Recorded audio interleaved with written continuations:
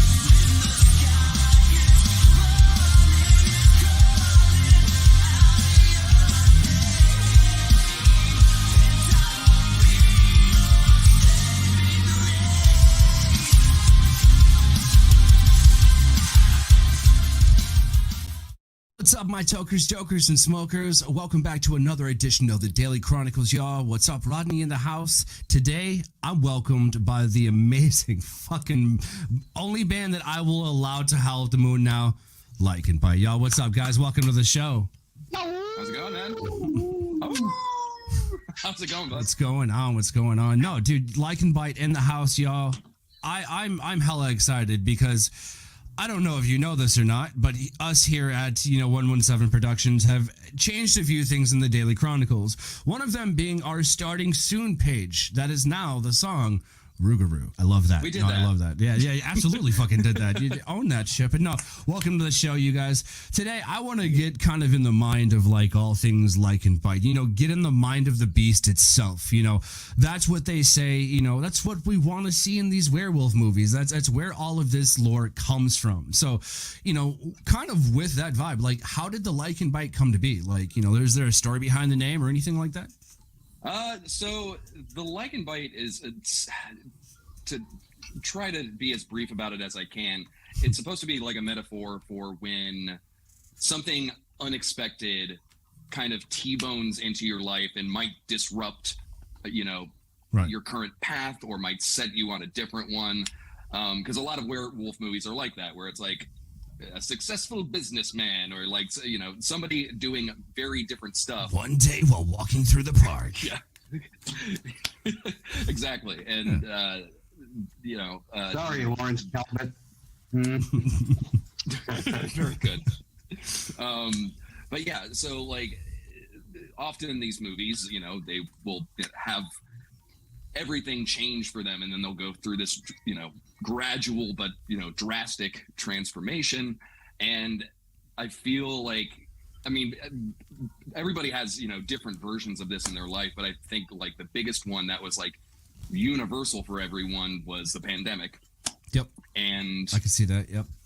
Yeah. So it more or less is just sort of like, horror is a vehicle often for metaphor and allegory. And that's, the short and skinny of it is that it's just sort of a metaphor for when things drastically change course, and then you can never really go back to who you were before.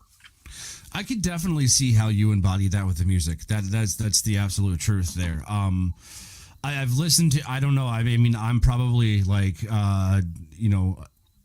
running the fucking, record ragged at this point, they would say.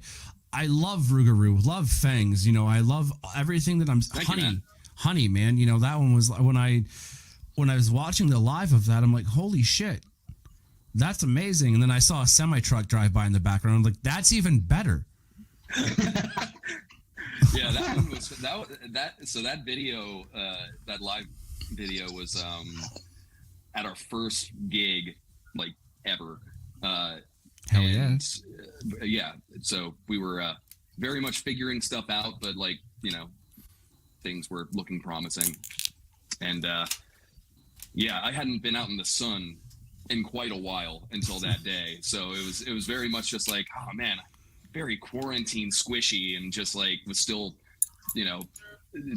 smoking a pack a day, kind of one of those weird rock star things where it's just like, oh man, I shouldn't smoke so many cigarettes. I'm so exhausted after that set. As you're lighting I need a cigarette. I need a cigarette.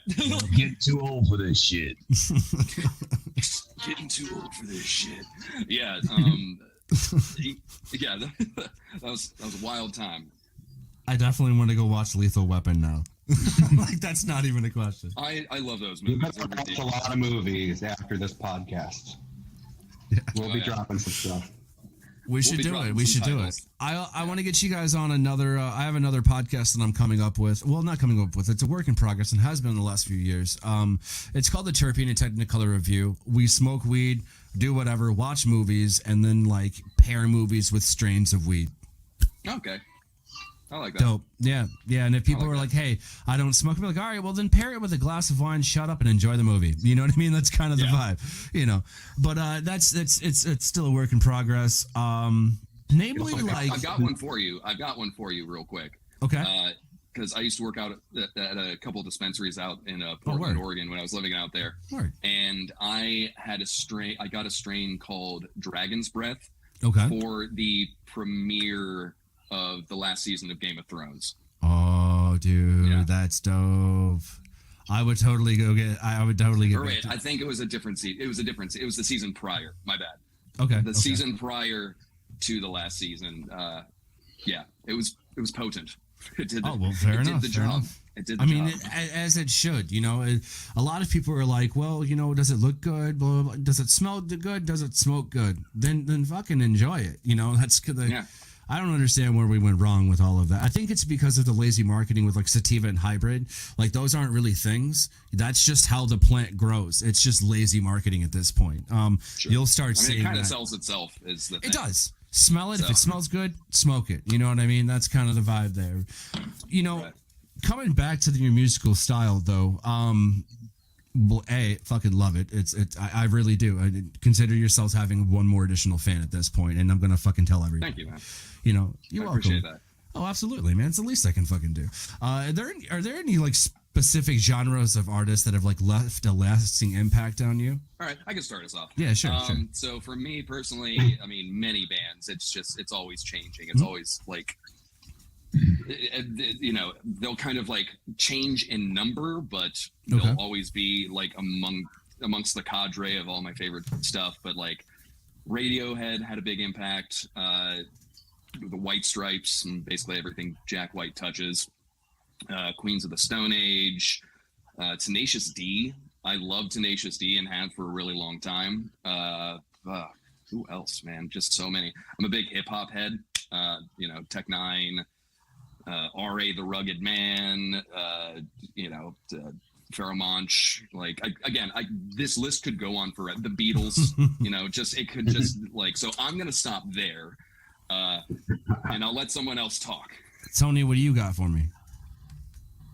As far as bringing to the table things surrounding the Lycan Bite, so I am a multi-genrelist drummer.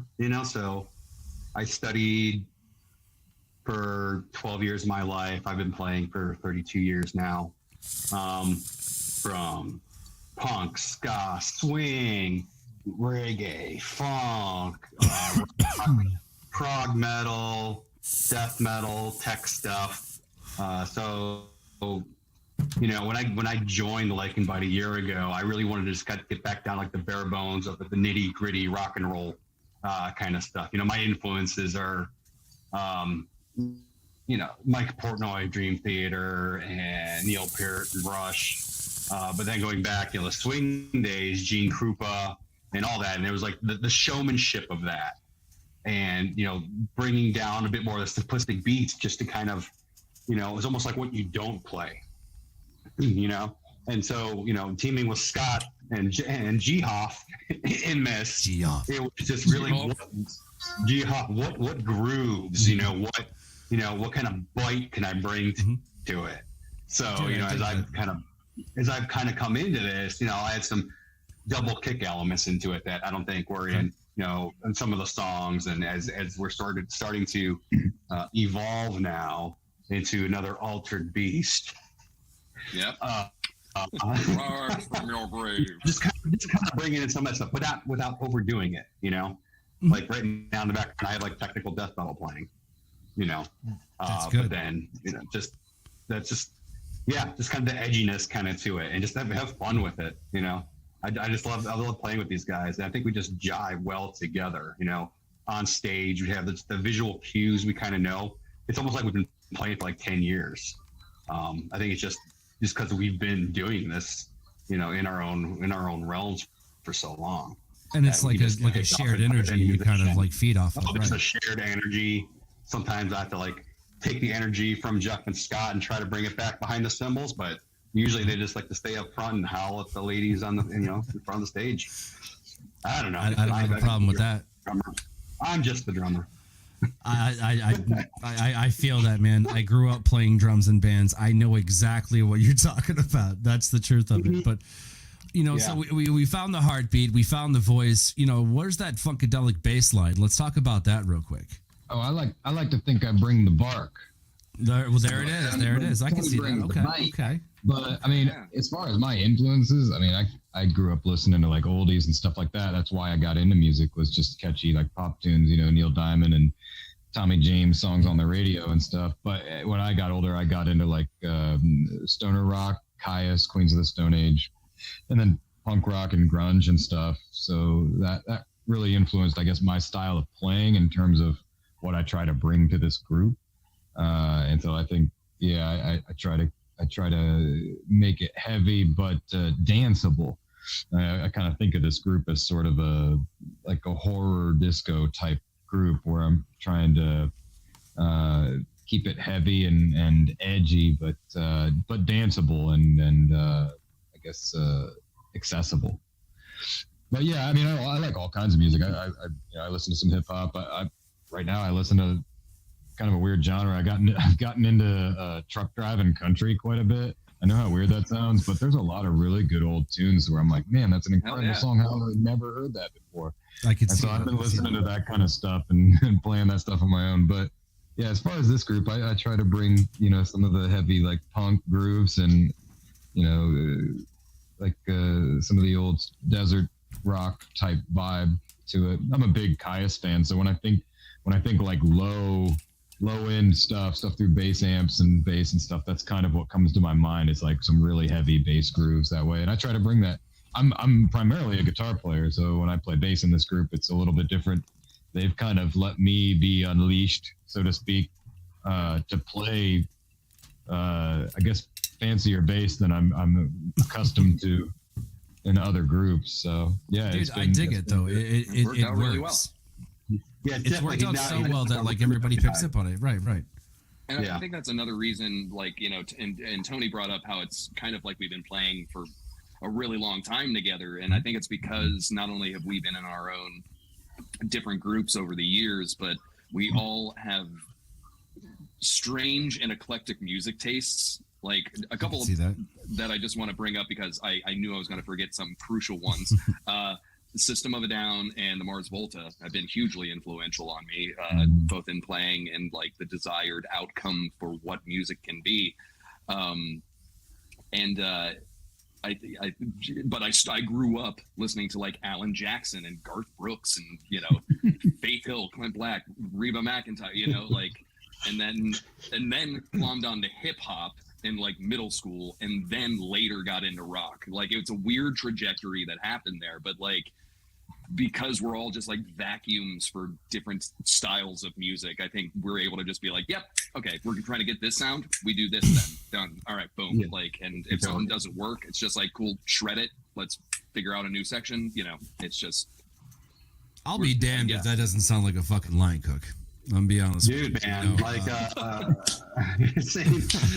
elementary school, it was all glam metal, hair metal for me. And then the 90s came and grunge. All my friends got into the grunge, Pearl Jam, all that. I got into like Morbid Angel and Deicide. And I started going heavier. And then later 90s hit. I don't know. I've just always been the oddball out there. Then I discovered like the melodic death metal stuff, like In Flames and all that at the gates. And I just want to move to Norway, you know? But yeah, so it's like we all kind of have these little areas. You know, if you look at the Venn diagram, I don't think any of our musical tastes really overlap. Like, I don't own any System of a Down, you know? Yeah. I don't own any. That's very surprising to me, actually. Really? Yeah. Actually, just learning this about you. That, I mean, hey, but that's awesome though. Yeah, you could potentially you can appreciate it down. And it's all going to be. You can appreciate everybody's stuff, and exactly.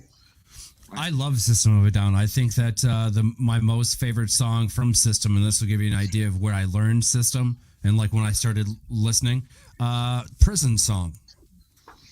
It's a classic. It is. It is. I mean, that's a very memorable start to what is now a very revered album. But like at the time, it was just like, what is even happening to my brain now? Like, and now like. For most people, at least, you know, in our age brackets, right, you can hear that like, so and know right what's there. About to happen. Yeah. Let's talk about our age brackets. You know, we grew up in a time, and it's interesting because we all here have such eclectic musical backgrounds and taste and likes and dislikes and influences, whether it be in the forms of the weed that you smoke, let's be honest, the food that you cook, or the music that you play. You know, that's kind of the vibe, and that's why I fucking love Rougarou. I really do. It's got everything that you could want. It's unctuous, motherfuckers. It is unctuous. That was basically, you know, in writing that, it was me trying to be a slower Rob Zombie. Another huge influence of mine. Again, it's just an endless list that I'm probably going to be like, oh, I should have said that. But yeah, that was just kind of like, what if you took, you know, Rob Zombie and made it more like stompy, kind of like was it Mars Needs Women, Angry Red Women? That's such a fucking that song fucks, and I just wanted a song like that, so I was like, kind of go in that direction, and it's, you know, it ended up being like essentially the thesis statement of the Lycan Bite. So I'm glad you like it, bud. You know, there's speaking of Bite, there, you know, there's a resonance, you know, and a resilience in how you sing. And I see that there's a lot of influence of the Queens of the Stone Age there. You like it raw. You like it just, you know, get down dirty. That's what you wanted. Yep. You know, you give it to me dirty. And I love that. That's how we do it too. That's what we want to do live. That's how we do it, baby. And make it dirty, make it gritty. Just right stage, come at you. There it is. Yeah. And I think that with an experience, to expect such an experience like that, we go to the whole like idea of live performances. You know, let's be honest, that's what it is. Okay, but they often hold transformative moments for bands. You know, we always remember that one show or that one experience, or, you know, that kind of one thing. But like, what can fans expect for a typical Lycan Bite show? Oh man, some spookiness for Spookiness. sure. Okay. We're trying to we're starting little by little, but we're trying to incorporate like lighting more and more. Just having like I've learned I that saw just, a lot of just having leather and studded leather, and I saw a werewolf head. Yes, that's my spiked leather jacket that I got some years ago. But yeah, just I think it's something where it's like gonna seem more abrasive than it ends up being for people, because like when you start, especially when we start with Rougarou, and it's like, man, this is like a coin flip for like anybody. It's like they're either gonna be all about what we're doing, or they're gonna be like, no, thank you, I'm fine. Go get another beer and never come back, right? Yeah, we got to be careful in some of these rooms, you know. Yeah, but I think it's pretty high energy. I think the three of us can sound like 10 of us, and it, it's dark and spooky. We're trying to do some lighting and stuff like that, but we also kind of don't take it serious. Some of the banter cracked me up looking back at some of the shows. You asked about like, like we're real serious when we're playing, but then it's like absolutely not when we're not. But you asked about like shows that you feel are like transformative, right? I mean, we played one really cool show like a month or two ago in Cleveland that I thought was really good. I felt our group get tighter and grow and like take it a little bit more seriously on stage when we were out there in Cleveland. We played House of Blues with Nick Lutzko band, and that was a packed house. So that was a real deal thing. Dude, and it felt really good. It sounded really good, and that was one of my favorite shows of all time. Is just to feel like you're blasting machine guns over everybody's head. It's just like everybody's watching. You got everybody's attention. It was a really, really well produced show, I thought. So yeah, it was super wild. And I got to be up front. What'd you say, Tate? I got to be up front because we set up the back line, but I ended up being front and center, and I had both of them like they couldn't cross on the stage at all. So I was like the front man. So I got to actually experience. That's what I love with the Lutzko show was I got to experience almost that crowd connection. With the people in the front row, the first couple rows. They're like right there. Yeah, I can see them. They're all right there, and I'm like, okay, you're probably gonna get a drumstick after this. Let's talk after this, and just go. And you could just see people just getting into it. They'd never heard us before, but it was I'm jealous now. That one worked out really, really well because like I'm a big Nick Lutzko fan.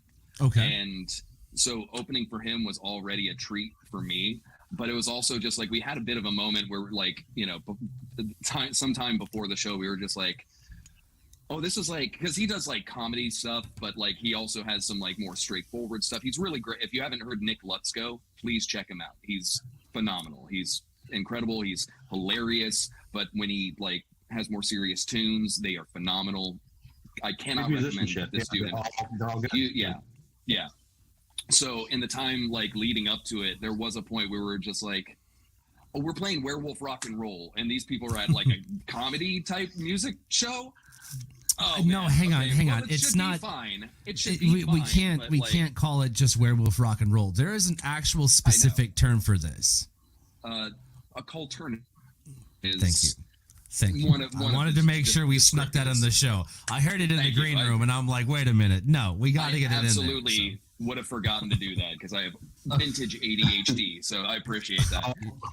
But yeah, no, we just Occult-turnative. Yes. Occult-turnative. So we just had this like moment where it was just like, and it was real quick. It was just for like, well, this could end poorly. But like it was just like real quick. And it was just like, well, we're gonna go up there and do what we do. There it is. We just did no risk, no reward. Exactly. Yeah. No. Like fortune favors the bold, and we just like gave it everything we had, and they loved it. And then I got to see Nick Lutzko live, so that was big for me as well. Which was just like, hell yeah, a great time. We also did another like live show that I think we really kind of, if I may be the opposite of modest here, but kind of crushed it, was Good. Trauma, which was this like Halloween party out in Columbus that happens, every year. Of course it was Halloween. Yeah, Halloween right? The Halloween fish ball. It was it's a Halloween like kink / fetish ball, and it's just like and man, that was a special crowd. They were like eating it up, and so between those two shows, it was just like there's something here. Like we can sell this to people who might not know they want to buy in, you know, like it's just we could buy this shit. Buy our stuff. We could take people's money with this. We could take people's money. Well, no, I mean that too, but I mostly mean just like, you know, buy into the concept and just like enjoy it unexpectedly, because you know some people aren't into horror, but like they might be into the stuff that we're doing, you know, at least currently, you know, we might get a little like way spookier later. We don't know, like, but that's kind of the fun thing about this project is, you know, much like the gradual transformation of a werewolf, like we don't know what's going to happen in the next album or the album after that or the album after that. It's just sort of like, we'll see where we're at.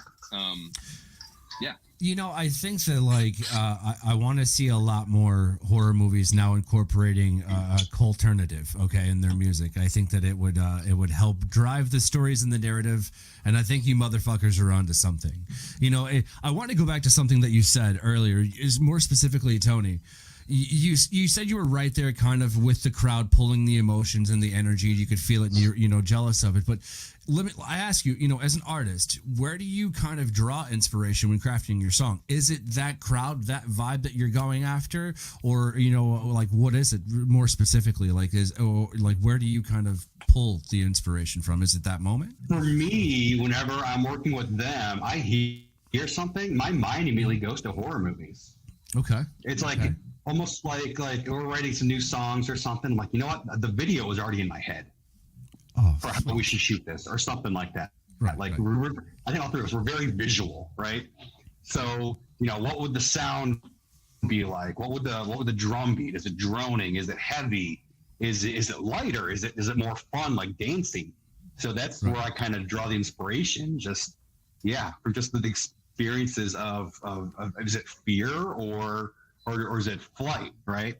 It's also tantalizing at times, So it is. So that's what I kind of go to, just on any of the songs. Like we practiced like 2 weeks ago and throwing out new stuff for maybe, you know, 30 EP, and already I'm like, okay, playing along with this. At this beat, if I change this up this way, I could totally see, you know, a bunch of, you know, people running across the field. I don't know. That's just the image that comes in my mind. Or something. Are they zombies? I don't know. They're being chased. Are they running to something? I don't know. A story starts to formulate. I could definitely see that being a reoccurring thing. That's how it goes. Yeah, I love draw it on my own mind. I find myself like wanting to hear more, obviously, and excited for new stuff to come, you guys. Now, speaking of new stuff to come, you know, y'all should definitely go be adding these motherfuckers on Facebook. Facebook.com/the Lycan Bite. It's scrolling at the bottom. If you can't read it, then you probably aren't able to watch the show anyway, so I have no idea how you got here, but go add them up. I already have. It's cool. It's what's popping. Shameless housekeeping. We're on the major socials, and it's all at the Lycan Bite. When I kind of came up with the name, I just scoured the internet. I was just like, man, I'm going to be really upset if somebody has this. And the closest thing I was able to find was Bite of the Lycan as a song from a band I do not remember. It's a metal band, and I feel bad I don't remember because it was a cool song. But basically at the Lycan Bite for everything. Absolutely. Or if you want to make it easier, thelycanbite.com. That'll lead you everywhere. I looked at the website. The website looks really cool. Yeah. Thank you, man. I forgot. I still forget we had.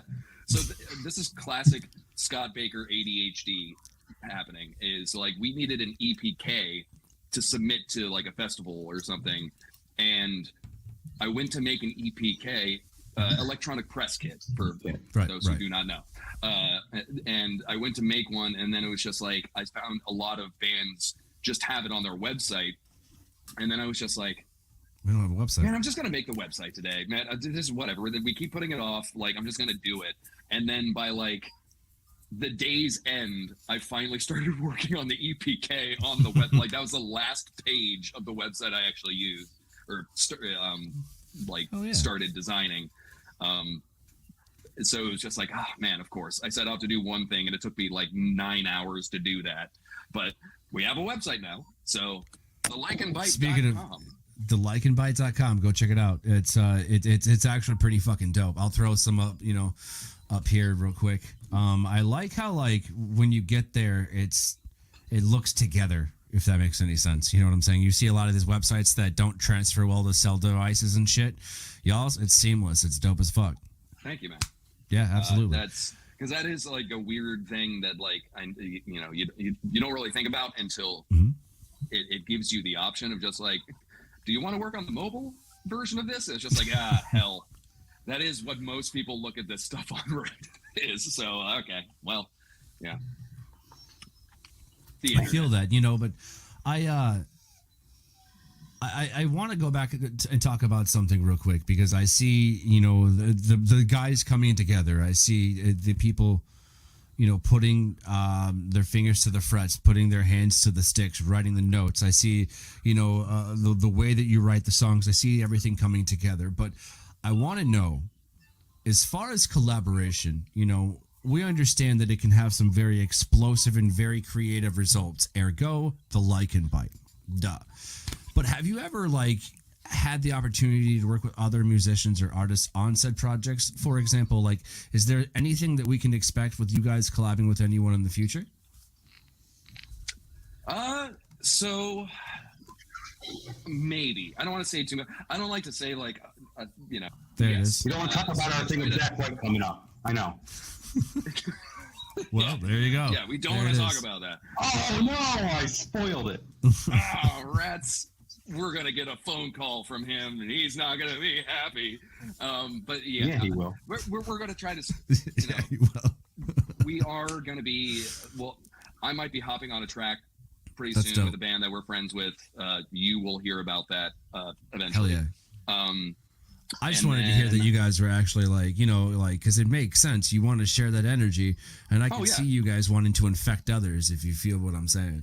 Bet. Yeah, no, that's something that's definitely going to, I think, be a thing down the line. But right now, we got singles we got to promote, and we got shows we're going to be playing, and we're incorporating keys into the. Yeah, I was mix. gonna interject and say there's a possibility we have a new member, so that Yes. I guess although shit. maybe not technically a collaboration and someone joining, but I kind of consider it that way, having somebody else's input. Oh yeah. Someone adding some melody or some texture to the songs and helping new songs going forward. So that's exciting. It's just not like he said, we don't want to promise anything. That's something we're working on right now. Yeah. Not solidified in stone for sure, but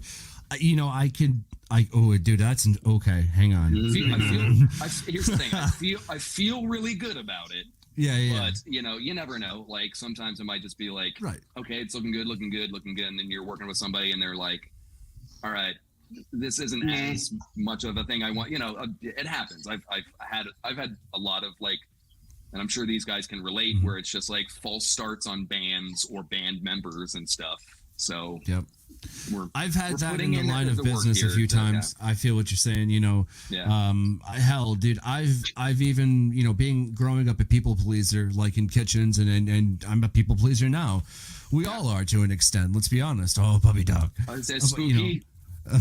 Yeah. Oh, my sweet Spooky. Hey, Spooky. I'm doing this to placate her. I don't want her to make noise. So go on, carry on. You good. We just had to kick old boy out of the studio anyway. He likes to come in here and be like, I want to be in here. Oh wait, you're having a show. I need immediately out. And I'm like, nope. I'm glad my cat stopped being chatty. I was wondering if that was going to be a problem. Because anytime he knows I'm in a room and we have a door between us, he's just like, "What are you doing?" Especially if I'm talking. Because if I'm talking in here, it's usually to that cat. So when it's not to the cat, he doesn't understand what the hell I'm doing. So I'm glad he stopped that. I have a love-hate relationships with cats. I'm ginger, so it's like they're not sure what I am because they don't see my soul. Sure. You know what I'm saying? So, there's that. I love that you're following the South Park lore here in this theory. It's now canon.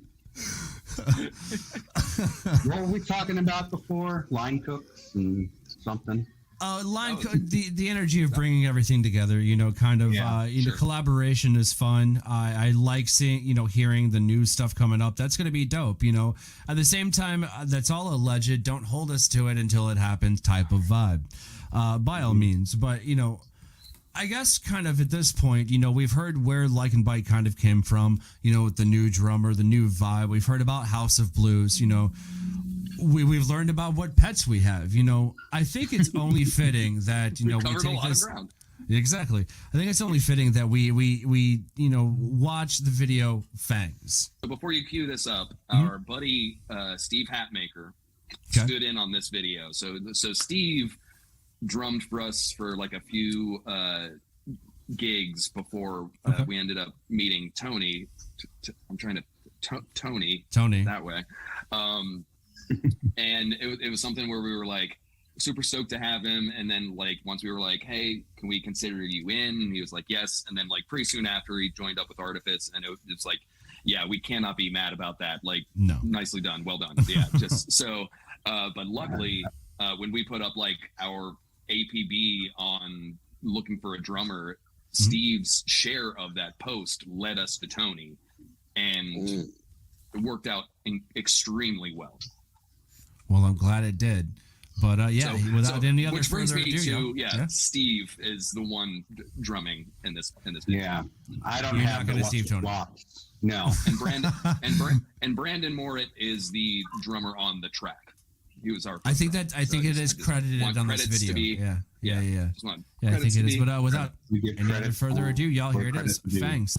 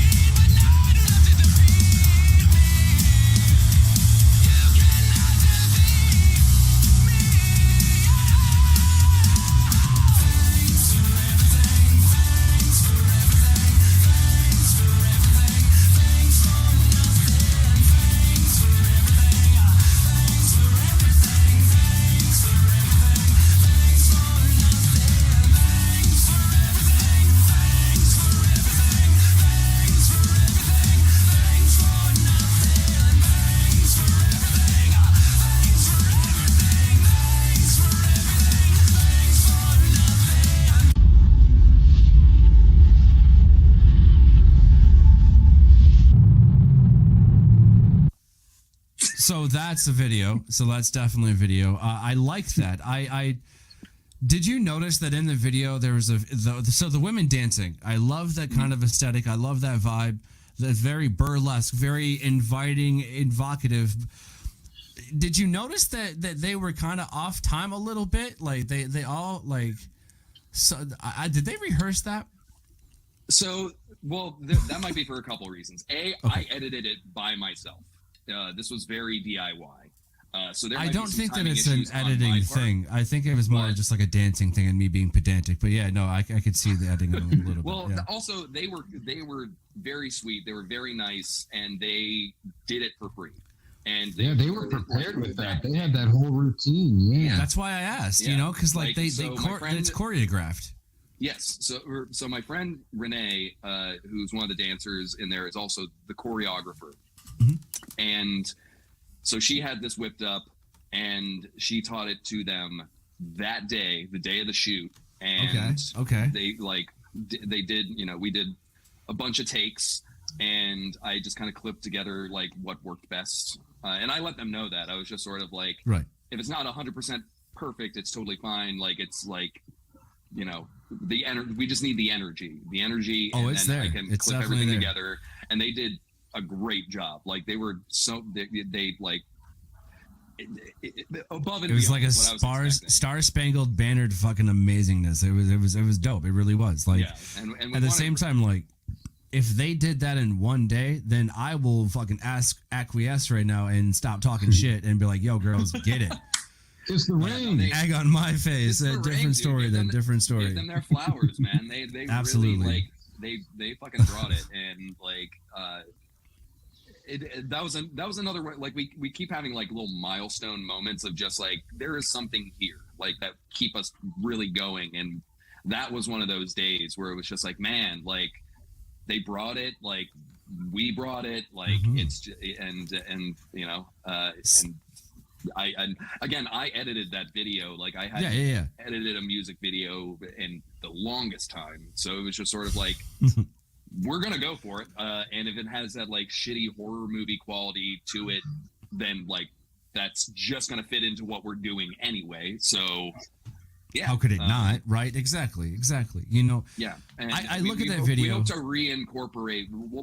The plan is to reincorporate dancers, throughout. Maybe not every video, but kind of like have that be Every show on tour. out of it.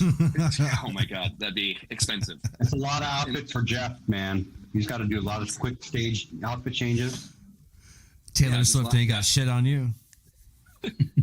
I'll say We don't want but- this. We don't want the We're collabing Swifties with after her us. too, Be aren't we? careful. We don't want the Swifties after us. They're very loyal. They're very, very loyal. Spending thousands of dollars on a ticket to watch someone this big sing your favorite songs. That's neat, but like, That's pretty- damn, That's it's a pretty down loyal. payment on a house. I would love if we had that kind of following eventually. That'd be pretty cool. Yeah, Don't yeah, let What if absolutely. she follows us? I'm just saying, man. You never Well, know. Okay, at the same time, Maybe. then I everybody would should expect- look below at the website, Instagram.com/the Lycan Bite. Follow the shit out of them.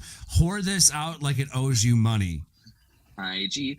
And honestly, Instagram is the one that we have like the most, that's the one I take the most control of when it comes to like what our aesthetic is.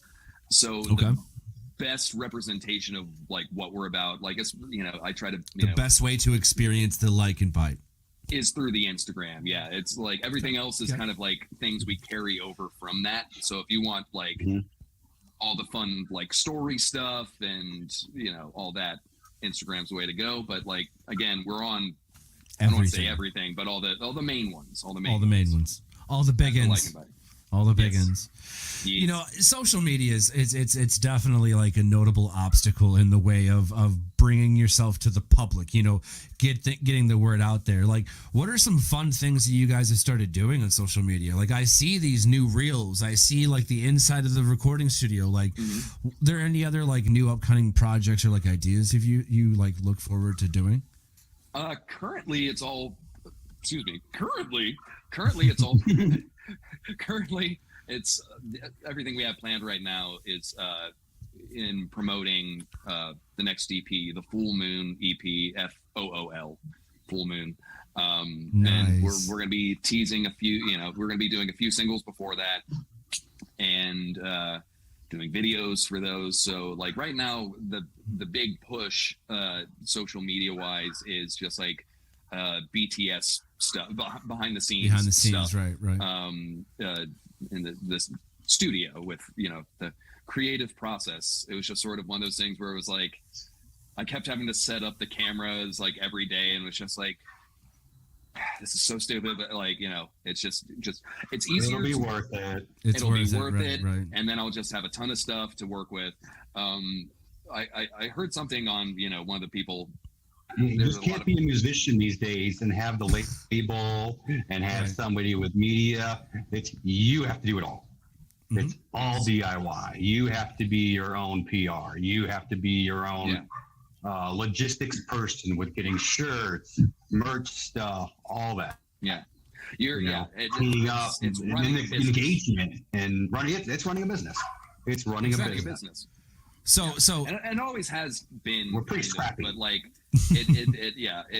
but now more than ever, it's like if you want this to happen for yourself, you have to do it. Like, correct. And I used to be very, like, oh man, I still have days where I'm like this, but like I used to be very just like, oh man, I can't wait until like I get to a point where like someone takes over all this stuff for me. And now it's like, but then I would just have to tell somebody what I want every day. So it's like, no, but maybe it's gonna be that way. Maybe it's forever gonna be me doing. No, it's just getting more profound and deeper and deeper and deeper. And that can also make for like really interesting like molding of aesthetics when it comes to bands. Like then they like it goes from them having to tell somebody what they want to just doing it because what you want to do. I have been watching horror movies all my life, and this is a horror band, so I know exactly what aesthetics go into that visually. Occult-turnative. So alternative, occult-alternative. Occult-turnative. Yes.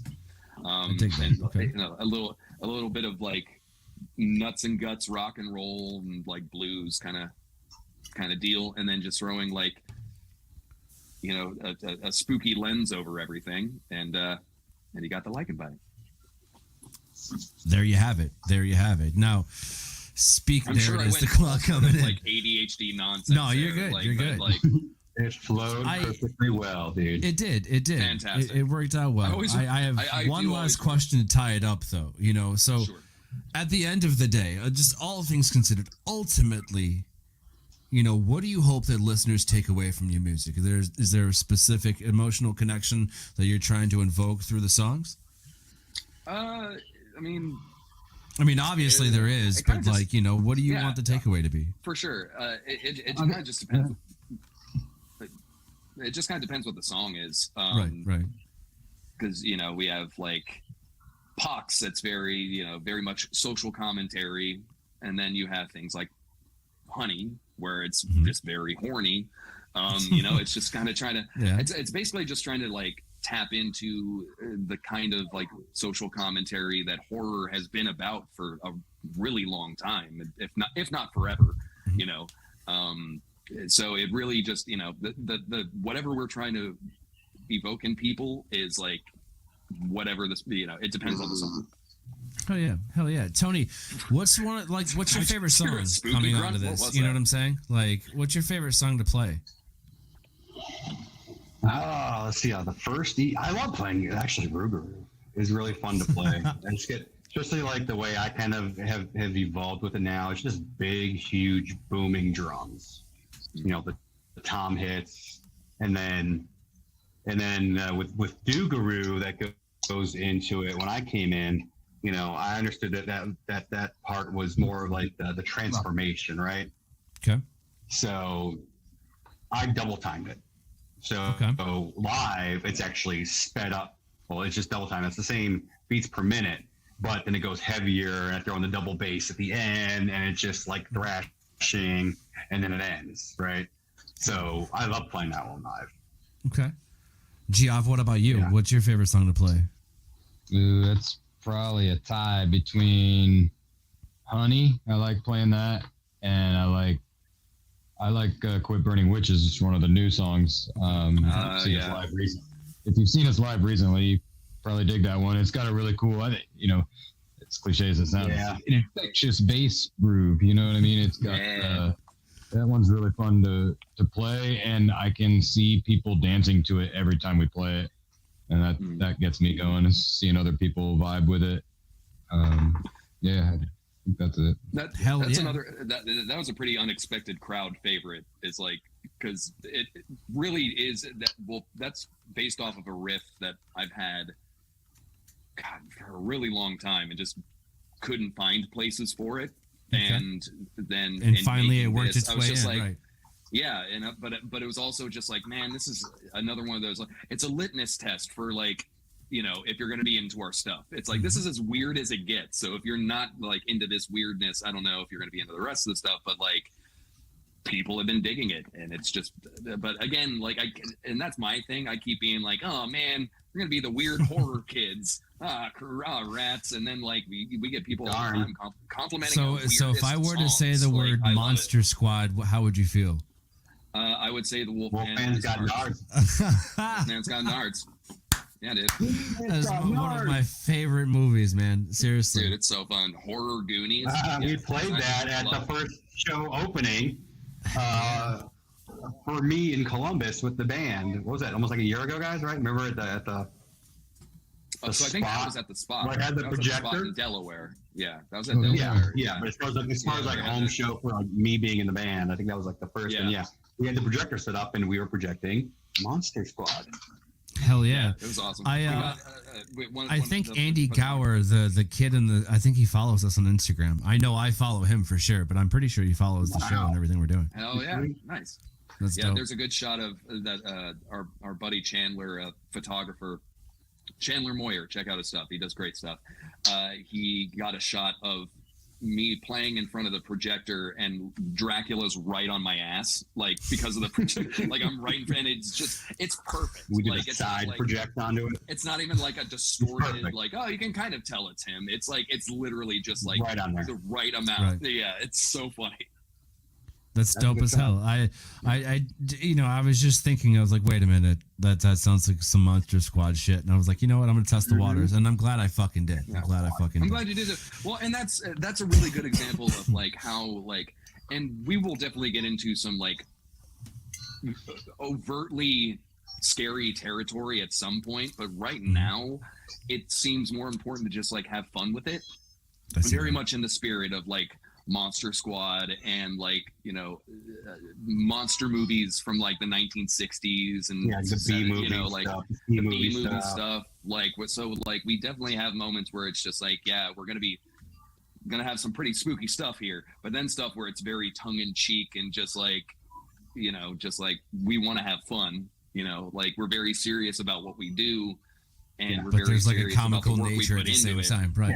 Like, oh, this is the octopus from the depths, and oh, here come the pool noodles now. Like, that's the kind of vibe from one song, Yeah. Like we at that Nick Lutzko show at House of Blues Cleveland, we had beach balls that were like moon designed. So like we got to have them toss those around, and that was fun. And that was just one of those things where it was like, this could be fun. And like, I feel like people, and Tony brought this.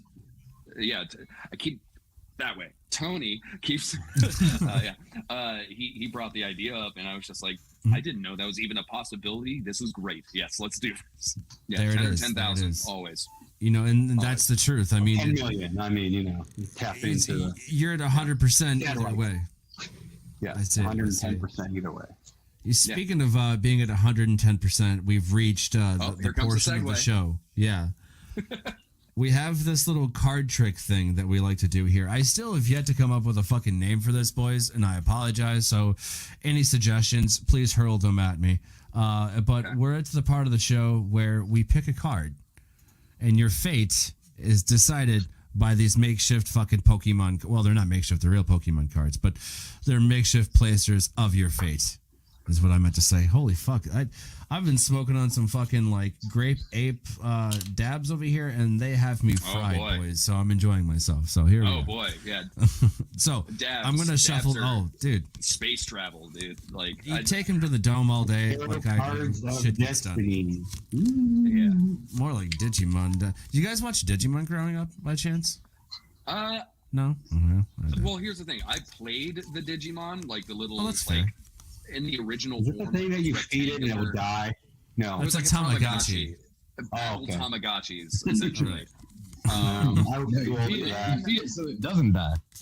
Oh yeah. Yes, feed it so it The doesn't idea die. was to feel it so it didn't die. And then there was like a bunch of other different But- shit. All right, cool. But I was definitely more of a Pokemon kid, as far as like All right. shows and games and stuff. Pokemon. Let's see We what our have fate is. What's our fate? Left, center, and right. There we go. Left, center, right. Which one I'm do you gonna guys guess- want to go with? Center. I vote. Center. Let's do center. I was going to vote left, but 2 out of 3. Door number Center. 2. Give me Ghastly. Door Give me number 2. Ghastly. Well, No it's whammies, definitely no not whammies, no ghastly, but you're No going to know whammies. what it is. No one. Get ready for Lie to Me. Of course, you guys would get this one. Of course, you guys would get this one. What just Lie to was me. it, though? It was Oh, Lie to Me. Lie It to was me. Oh, that was... So, okay. I see what you're... Lie to me. This is the most nefarious of the questions. This question people they hope they don't get, but it's very befitting of y'all. So I ask, stop it. Standing 180 degrees from where your life is right now, looking back into your past as far back as you need to, what is one lie that you've told, gotten away with, but knew you shouldn't have? Okay. I'm going to start with this one.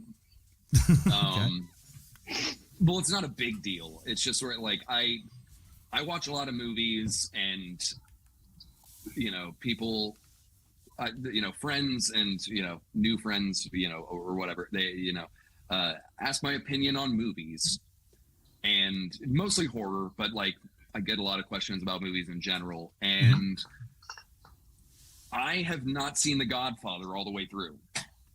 Wait, I know that everybody's devastated, and I'm sorry to everybody that but in All some of them, or like conversations- one, like the first one. The first one. I haven't seen 2 or 3 either, but Ooh. I feel like those are your yourself social a deep credit hole, score dude. is just dropping right now. I'm all Are we my going to tell the emails- truth or a lie, or have you said? All I'm the confused with emails. this one. I said not to self-incriminate yourself. Like what why did you? That's the first thing you did. I All right, feel give me so 59 free. Hail Marys. I feel so free. Is the thing. Do you want plan Godfather on to watching chill. them? Like that's. So- Do you plan on watching those? Oh, absolutely. Okay, Yeah, then, no, it's then not- I'm not. I don't have yeah, anything yeah. against watching Right. the Godfather movies. It was just sort of like, What about you, Tony? Like, what's a lie from your past that you've told, gotten away with, but knew you shouldn't have? Put him. I on the think that spot I on that actually one. enjoy. I'm gonna go back to the movie stuff. I mean, this is tough. okay. But that I enjoyed the Phantom Menace. I went with a whole bunch of You people. son of a bitch! That's a lie. That is a lie. I went with people the night it opened, and I'm like, this thing was pretty sweet. I hated it. I just didn't want to get ripped on, man. That's big. Well, That's huge to actually say. Oh, That takes balls. That takes it balls. takes balls. Also, Scott, you're not alone. I have never seen any of the Godfathers, not even 5 minutes of them. I've never watched any of the Harry Potters all the way through. I have yet to even see Scarface. I am so not good for MTV Cribs. you should. But yeah, the Phantom Menace. Yeah, it was pretty good. No, that's the big one. It had its moments. We'll give it that. Dude, it had its moments. Yeah. Geoff, what about you? What's a lie that you've told, gotten away with, but knew you shouldn't have? I've misled a lot of people into believing that I'm a pretty good musician, because I'm really not. I'm really good at faking it. It's like I know enough to survive, and then try to be like flashy. But You're just gonna I fake don't it till you know. make it at this point. my right? vocabulary isn't that good, and it's something I aspire to be, but I fooled a lot of people into thinking I'm good. I mean, that's half the battle, man. Like, Yeah. I mean, personally speaking, I can't read sheet music. Like I'm good at replicating kind of shit, the kind of shit that I hear, and that's why I think I've pooled so many resources with music and am able to replicate a lot of stuff. So like I'm right there with you, Jeff. I started undergrad as a music major, and I am not good at piano. Yes. I look at the keyboard when I type on my computer. I have tried it over the years. I suck. But yeah, you guys, listen, the Lycan Bite, at the Lycan Bite, one more time, let's scroll at the bottom, and thelycanbite.com. That's going to take you everywhere you want to, go. Definitely go check it out. It's down there. Speaking of good memories, like it's time to fucking end the show, man, before I get even more stoned. Like I've had a hell of a goddamn good time, boys. I really have. I look forward to hearing more from the Lycan Bite. I want to see more from the Lycan Bite. And again, thank you for letting me use Rougarou. Everybody loves that shit. They're like, dude, this song is dope as hell. Yeah, thank you, man. I agree. Yeah, no, thanks for having us. Yeah, absolutely, guys. All right, well, without any other further ado, and getting stoned, on my part, my tokers, jokers, and smokers, we'll catch you guys on the flip. Peace. Have you seen the logic for the logic conjuring of me? Here, this is the warning. I'm not falling for all your tricks.